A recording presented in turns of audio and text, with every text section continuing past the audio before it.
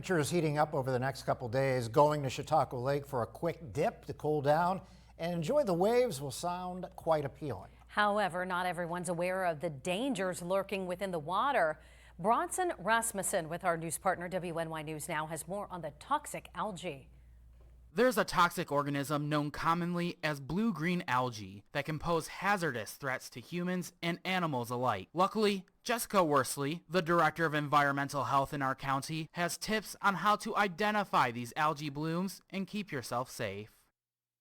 Blue-green algae is the common name of a species that science recognizes as cyanobacteria. So it's an organism that lives in the lake.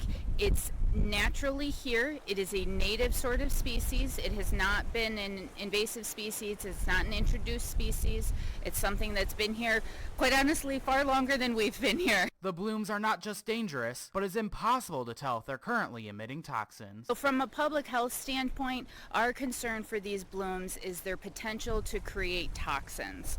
And the problem is that when the blooms exist, if they are creating toxins, there's not a visual cue for us to recognize if something is creating toxins or not.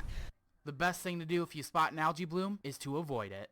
We treat all blooms as they have the potential to create toxins and may be creating toxins. So we encourage people to stay out of the water if there's blooms, to avoid areas if there are blooms, and also to make sure you're keeping your pets out of the water if there are blooms.